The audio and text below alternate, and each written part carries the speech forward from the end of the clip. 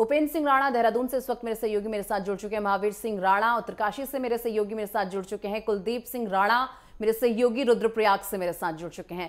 सबसे पहले उत्तरकाशी लिए चलते हैं आपको।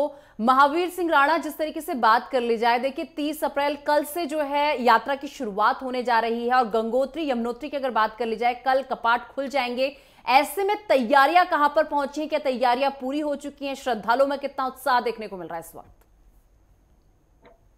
जी बिल्कुल निशा, मैं बता दूं जो है कल से जो है माँ गंगा और यमुना के कपाट श्रद्धालुओं के लिए खोल दिए जाएंगे और उसके तहत आज मैं बता दूं मुखबा में अभी थोड़ी देर बाद जो है माँ गंगा की उत्सव डोरी जो है जो मुखबा जो मंदिर है वहां से जो है बाहर निकलेगी और उसके बाद जो है आज यहाँ से प्रस्थान करेगी और रात्रि विश्राम के लिए जो है इस वक्त जो है भैरव घाटी में रुकेगी। जो मुखबा के लोग हैं वो सुबह से वहां पे पहुंचे हुए हैं और स्थानीय जो जो श्रद्धालु है वो भी वहां पे पहुंचे हुए, काफी भीड़ है। तो काफी जो इंतजार कर रहे थे, जब यात्रा शुरू हो इंतजार कर रहे थे, तो आज लोगों की जो है वो जो घड़ी है पूरी हो चुकी है और अब जो है इसके बाद जो है आज माँ गंगा की डोली वहां से प्रस्थान करेगी और लोगों में काफी उत्साह है। और जो इस समय अगर प्रशासन की बात करूंगा तो 1 महीने पहले से वो लगातार इसकी तैयारी पे लगे हुए थे। जो मंदिर समिति के लोग हैं वो भी तैयारी पे लगे हुए थे, जो स्थानीय व्यापारी भी हैं वो भी अपने व्यापार के लिए पूरी तरह से तैयार थे और इस समय लगातार मैं बता दूं जो इंतजार था आज वो खत्म हो चुका है। अब ये घड़ी आ चुकी है कि कल जो है माँ गंगा की उत्सव डोली जब वहां से माफी चाहता हूँ गंगोत्री पहुंचेगी तो उसके बाद वहां पे जो है माँ उत्सव डोली जो है गंगा में स्नान करने के बाद जो है उसे जो है फिर अपने जो है जो उनका जो गद्दी स्थल है जो शीतकालीन पर जो अब इसके बाद जो जहाँ पे उन्होंने रहना है वहां पे जो है कि उनको रखा जाएगा और उसके बाद जो है जो श्रद्धालु है वो दर्शन कर पाएंगे। जी ठीक है। मेरे साथ रुद्रप्रयाग से भी मेरे सहयोगी लगातार बने हुए हैं। कुलदीप, जिस तरीके से बात कर ली जाए, देखिए यात्रा की शुरुआत होने जा रही है और केदारनाथ के धाम 2 मई को जो है उसके कपाट खोल दिए जाएंगे। ऐसे में यहां पर किस तरीके की तैयारियां देखने को मिल रही हैं कुलदीप?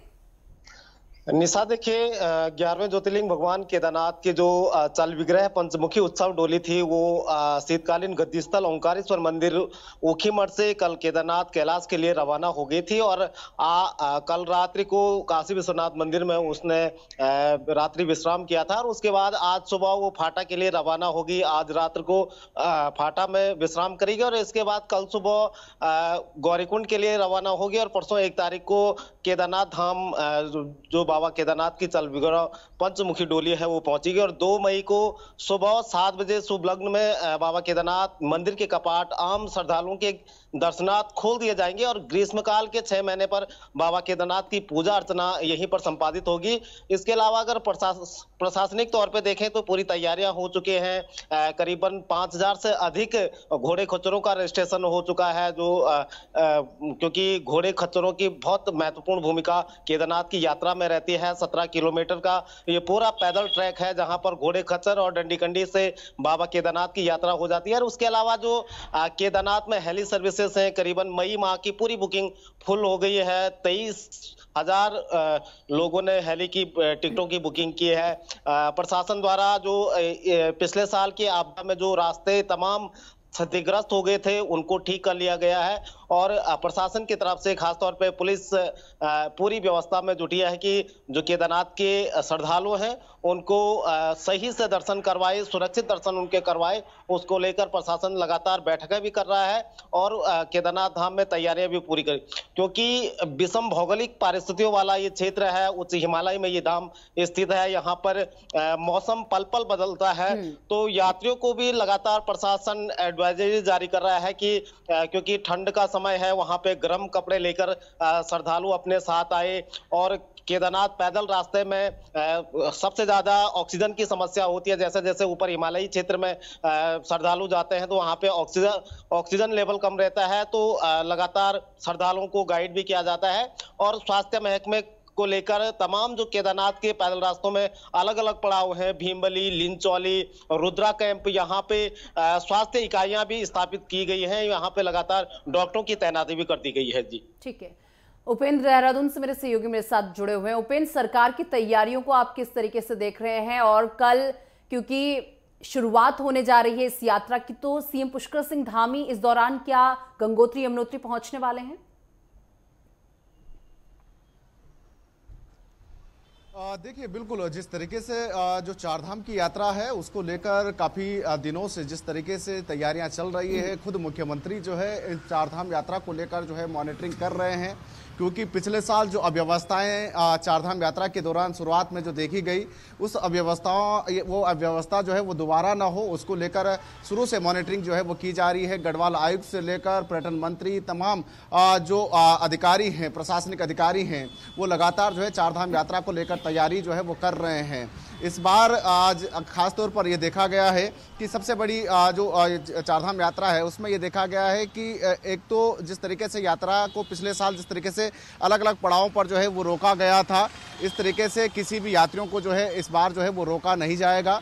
और दूसरी ओर जिस तरीके से जो वीवीआईपी दर्शन जो है उसको जो है वो खत्म करने की कोशिश जो है वो इस बार की गई है कि किसी भी श्रद्धालुओं को जो है वीवीआईपी दर्शन जो है वो नहीं कराए जाएंगे। इससे जिस तरीके से वहाँ पर श्रद्धालु जो आते हैं और लंबी कतारें जिस तरीके से दर्शन को लेकर जो लगती हैं, उस पर भी रोक लगाने की कोशिश जो है वो की जा रही है कि ताकि श्रद्धालुओं को जो है जल्दी से जल्दी जो है वो दर्शन हो सके और ज़्यादा से ज़्यादा लोगों को जो है वो दर्शन मिल सके। इन तमाम चीज़ों की प्रक्रिया जिस तरीके से सरकार की ओर से जो है वो इस बार की गई है और 28 अप्रैल से जिस तरीके से ऑफलाइन रजिस्ट्रेशन भी जो है कर दिए गए हैं, वो शुरू हो चुके हैं। वहाँ पर भी श्रद्धालु जो है अपना रजिस्ट्रेशन जो है वो करा रहे हैं। दूसरी ओर जिस तरीके से चारधाम यात्रा में जिस तरीके से केदारनाथ में सबसे ज़्यादा श्रद्धालु जिस तरीके से पहुँचते हैं, 8 लाख से ज़्यादा श्रद्धालुओं ने जिस तरीके से अपना रजिस्ट्रेशन जो है वो करा दिया है और 35,000 से ज़्यादा ऐसे श्रद्धालु हैं जिन्होंने हेली के लिए अपने रजिस्ट्रेशन जो है वो कराया है। यूकाडा की अधिकारी सोनिका सिंह का कहना है कि मई के महीने तक का पूरी बुकिंग जो है वो हेली सेवा के लिए हो चुकी है। 9 हेली सेवाएं ऐसी हैं जो वहां पर अपनी जो है सेवाएं जो है वो देंगी। साथ ही साथ कल की अगर बात की जाए तो कल जिस तरीके से माँ गंगा और यमुना के कपाट जिस तरीके से खुल रहे हैं, गंगोत्री और यमुनोत्री के, उसको लेकर भी पूरी तैयारियां जो है प्रशासन की ओर से जो है वो कर दी गई है। आज जिस तरीके से माँ गंगा की उत्सव डोली दोपहर के समय जो है मुकबा से जो शीतकालीन गद्दी स्थल है माँ गंगा की, वहां से रवाना होगी और जिस तरीके से भैरव मंदिर में जिस तरीके से आज जो है रात्रि विश्राम जो है माँ गंगा का वहां पर होगा और उसके बाद कल सुबह 10:30 बजे के करीब जो है माँ गंगा के कपाट जो है वो खुलेंगे और श्रद्धालु काफी खुश जो है वो नजर आ रहे हैं। और दूसरी ओर यमुना का मंदिर जिस तरीके से यमुनोत्री में खरसाली से जो है वो आज रवाना होगी और उसके बाद आज देर रात्रि जो है वो यमुनोत्री जो है वो पहुंचेंगे और उनके साथ उनके भाई सनी जी भी जो है वो प्रस्थान करेंगे। और सुबह जो है का मुहूर्त जिस तरीके से रखा गया है, सुबह के समय 6 बजे के करीब जो है यमुना के कपाट जो है वो खुलेंगे। यानी कि ये कह सकते हैं कि कल से चारधाम यात्रा की जो है विधिवत शुरुआत हो जाएगी। दूसरी ओर जो है प्रशासन से लेकर सरकार जो है पूरी तैयारियों में जुटा हुआ है। माना यह जा रहा है कि खुद मुख्यमंत्री जो है गंगोत्री में कपाट खुलने के अवसर पर जो है वो वहां पर मौजूद हो सकते हैं। ठीक है उपेंद्र, बहुत शुक्रिया आप तीनों का हमारे साथ जुड़ने के लिए और तमाम जानकारी हमारे दर्शकों तक पहुंचाने के लिए।